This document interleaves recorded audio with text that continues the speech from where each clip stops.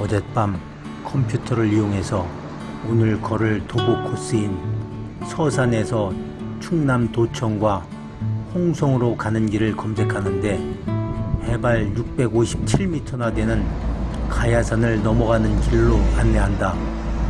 내 경험에 의하면 이럴 때는 종목을 도보가 아닌 자전거로 설정하면 높은 산을 넘는 길을 피해 갈 수 있다.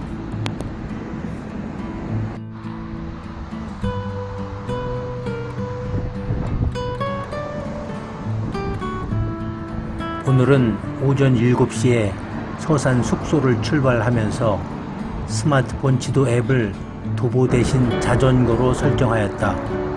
지도 앱은 서산에서부터 걷는 방향을 주로 북도 쪽으로 안내하는데 자전거와 도보 이용자를 위한 전용 공간도 따로 확보되어 있을 뿐만 아니라 주변 경치도 좋다. 나는 역시 자전거로 설정하길 잘했다고 생각했다.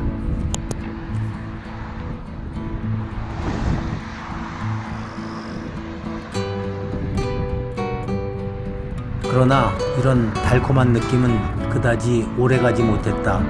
누적 도보거리 5km가 넘어서자 자전거와 도보 이용자를 위한 전용 공간은 사라지고 북도는 자동차 전용 도로처럼 변해버렸다. 나는 도로 좌측으로 넘어가서 나를 목표물로 삼고 달려오는 듯한 온갖 차량들을 마주보며 조심조심 걸을 수밖에 없게 되었다.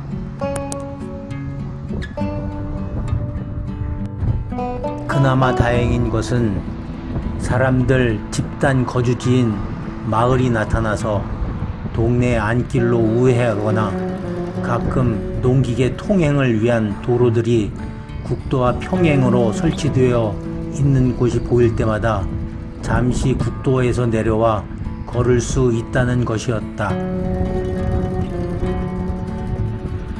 하지만 나는 보행자와 자전거 전용 도로가 일반적으로는 걷기에 편리하고 쾌적하지만 모든 종류의 도로가 다 나름대로의 매력이 있다고 생각한다.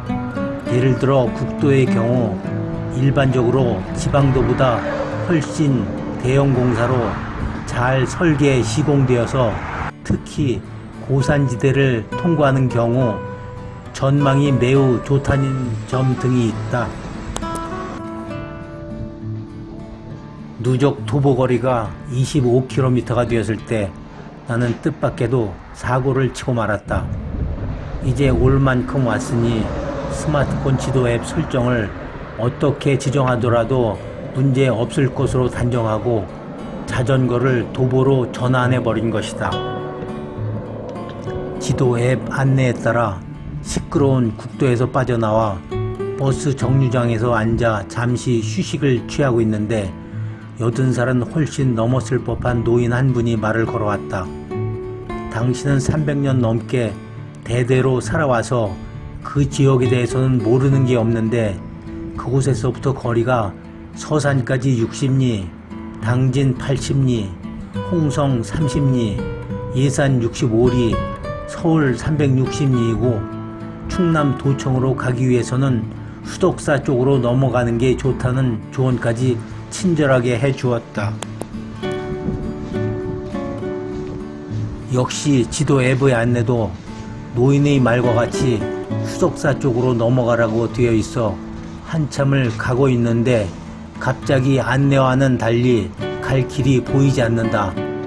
겨우 수풀을 헤집고 10여 분간 급경사 길을 올라갔는데도 도무지 찾을 수가 없다. 이번에는 인근 마을로 가서 주민들에게 직접 물어보려고 집집마다 문을 두드려도 인기척이 없다. 어렵사리 한 노인을 발견해서 물어보니 바로 위에는 없지만 위쪽으로 좀 더 올라가면 있을 거라고 했다.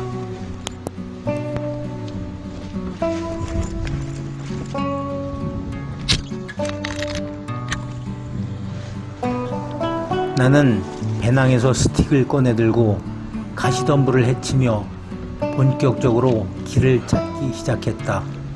그리고 30분도 훨씬 더 지나고 나서야 어렵사리 찾았다가 다시 잃기를 반복하며 때론 마냥 물도 다 떨어지고 조난당하면 어떻게 해야 할지 고민을 하기도 하면서 해발 400m에 가까운 험한 산길을 지나 수석사까지 어렵게 가서 충남도청과 홍성군청을 거쳐 홍성읍의 숙소에는 오후 7시가 다 되어서야 도착할 수 있었다.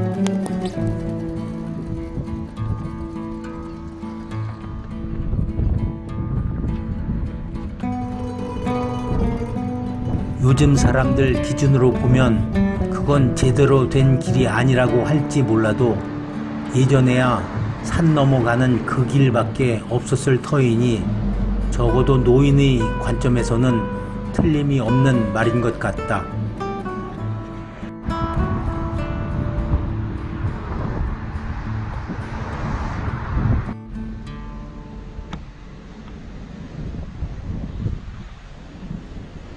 그리고 나는 스마트폰의 지도 앱을 만들고 관리하는 사람들이 안내하는 길이 비포장 도로인지 잘 포장된 일반 도로인지 또는 구분조차 쉽지 않은 산길인지 등을 친절하게 구분해 안내해주면 좋겠다고 생각했다.